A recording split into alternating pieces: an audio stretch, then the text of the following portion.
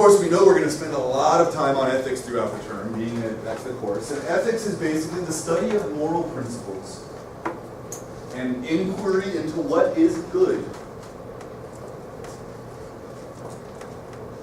Because you'd be amazed at how many different viewpoints there are on what is good. I think Hitler and Gandhi had the same morals. I think they thought the same things were good. Maybe. Maybe there were certain things they both thought were good. Maybe they both really liked brownies. It's possible, right? They both wanted to help their people. Yeah, there you go. Okay, so they probably both had this ideal, this thing that they both saw as good, that was, I want to help my people. You really think that Hitler was like, I want to screw my people over, that this is just a power trip and it's only about me? How do you know? Everything he did was for his people, according to what he told people. Now, can we ever know what he really thought? Not necessarily. Even if I write a book about something, do you know that I believe in what I'm writing? Not necessarily. Maybe I just want to make a whole bunch of money by selling, something that's going to hit the New York Times bestseller list. So ethics examines both what we should and what we should not do. Do we all have the same ideas of what we should or shouldn't do? Not necessarily.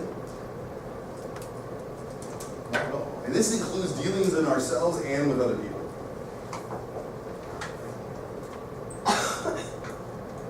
So can we find truth in ethics? What do you think? Why wouldn't we be able to? Why, you tell me. Why wouldn't we be able to? Why would we? Okay, what is truth? So is that a metaphysical question or an epistemological question?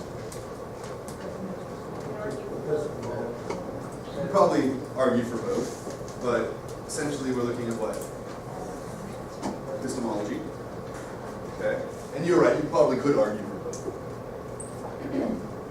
So can we define something that's ethical or not ethical? Is it based on our environment? Our culture, maybe? Beliefs, cultural beliefs. Cultural beliefs. Does that mean that there's no such thing as right and wrong? Who's to say you're right and that was wrong? Who is? But is it possible that there could be some things that are just wrong for everyone? Yeah. Some people would say, no, it doesn't matter. It's based on your perspective, and what you think is right or wrong is all that really matters. And it's like, okay, so you're saying it's okay and good and right to murder someone against their will. I mean, I guess murder is always against their will. Right? Killing, not necessarily. We'll talk about killing someone not against their will with doctor-assisted suicide. But there is a difference in murder and in killing. In fact, it's kind of funny. When I got back to Texas, literally the day I arrived in Texas, I got a jury summons. So I spent a day at a jury selection for a murder trial. It was really quite funny because the defense attorney, I don't know if have any of you ever sat on a jury before or gone through jury selection. And what they do is they basically ask a bunch of the people that are there questions to try to find out who's going to be the best person for the jury to decide what I need them to decide, whether I'm a prosecutor or a defense attorney. And so he turns to me and says, "Oh, okay, Mr. Hill, can you tell me the difference in murder and killing?" And I kind of ramble something off for him, and he's like, "Wow, that was kind of a precise description." And I'm like, "Yeah, I'm an ethics professor, sorry." And but there is a big difference, isn't there? So could we say that killing/murder is always wrong? There's a big difference in the way we argue those things, right? Can we say that murder is always wrong? Some people certainly would say, I yeah. think murder is wrong, but killing, sometimes for the betterment of the group, of the society.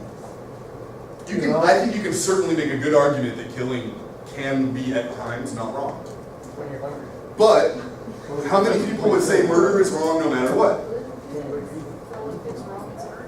Okay. That murder is wrong? Does it really?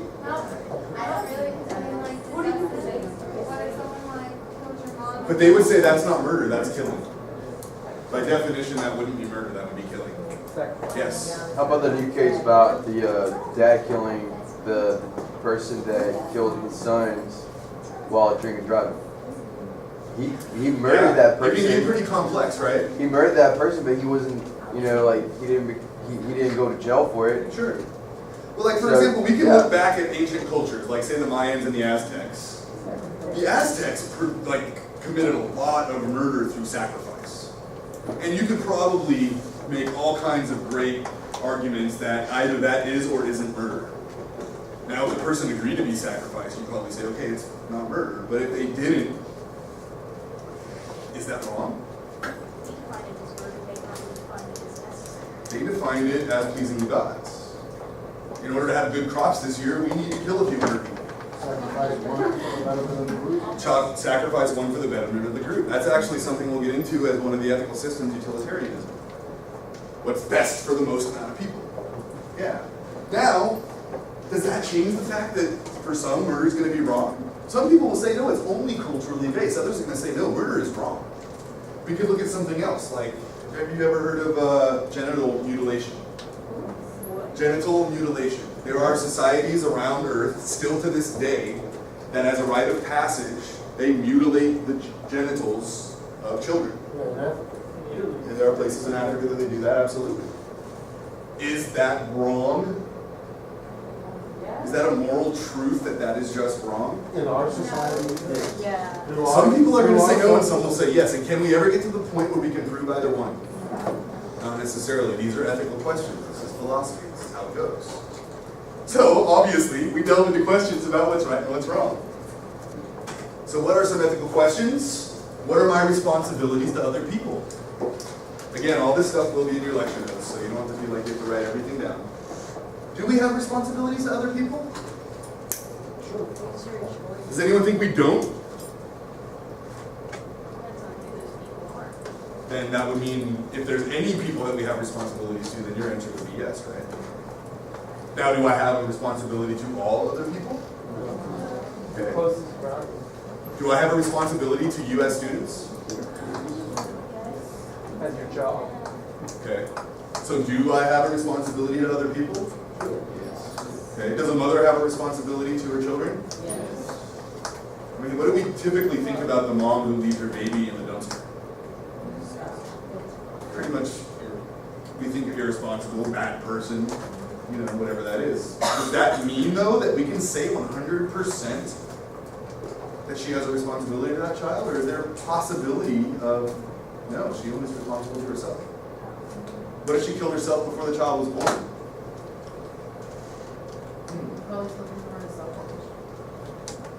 A lot of people think of those who kill themselves as selfish. I've had a really close friend of mine pass away. It was actually right before I moved to Africa. And it was difficult, and it did seem like he was kind of selfish. And does that mean he was? I can't say for sure because I can't put myself in his shoes. I don't know, again, what he was thinking. I don't have knowledge of that, and I can't. Yeah, But even if he was to tell me a story about it, his life, I can't know exactly what he's Are you experiencing. saying selfishness is a bad thing? Some people would say it's not. Selfishness- Has anyone ever heard of Ayn Rand? Atlas Shrugged or Fountainhead? Anthem? I thought Anthem was horrible. She basically claims that we are better as a society if everyone would be selfish. That if we're selfish to the extreme, we would all be better off. Pretty interesting perspective. No balance. We'll talk about that a little bit. We will get into some of that. So how do we know that something is good? Someone basically posed that question. Now there are certain basic assumptions that I make as an individual. I choose to believe these certain things. Now maybe some information would change. So for example, there are some videos that if you want I can put up online on tracks that talk about learning. I like to do a lot of research in learning. What really is learning? Is learning the same thing as living, or does it only take place in a classroom? You know, we can learn through everything we do, right? So, I happen to believe that growth is good. That's one of my basic assumptions. Not necessarily physical growth, but the maturation process of the mind and the emotions and that kind of growth, I think is a good thing. Now that may not be true for everyone, but I teach with that basic assumption. So I'm gonna hope that all of you are gonna put in as much effort and engage yourselves as much as possible in the information that I'm giving you, because I believe it'll help you to grow more. And that's why I think that a class like this is gonna teach you a lot about your lives and your future careers and what you are becoming than a lot of other classes might be able to. Because you're gonna know, again, who you are, what matters to you, why you make the choices you're gonna make, how you fit into the world, how you relate to others, based on a lot of these ethical situations that we're living in. So can morality exist without religion? Yes. A lot of people will say yes, and there are a lot of people who will say absolutely not. Now, if you look at someone, for example, who's a very staunch religious person, do they believe that there are moral truths? Very much so. Very much so. Now, is there a lot of gray area in between? Yeah, and most of the population falls somewhere in the middle. You could say it's easier to define certain moral truths with religion as like a guide, because they've been some moral truths that you could say are morally right and things that are down, and others defined by not following the example of Sure. religion. Absolutely. I mean, but you can find some of the same principles being utilized by a very religious person and an atheist. They both have a whole heck of a lot of faith in something. You know what I mean? Problem is religion provides something that everybody else looks to, whereas if you don't believe that, then everybody has to come together and create a moral code that you're looking at. Sure. Now, I think you're right, Alyssa, as far as does religion help us to define morality? Absolutely. It gives us a framework. Now, does it necessarily define moral truths? I think it'd be really hard to prove something like that. Because again, even like with murder, there's going to be some people in this class who say, no, it's not a moral truth that murder is wrong. You know, there are going to be some people who don't think that's the case. Can I prove them wrong? Not really.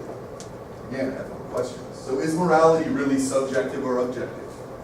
It's one of the very main questions that we'll be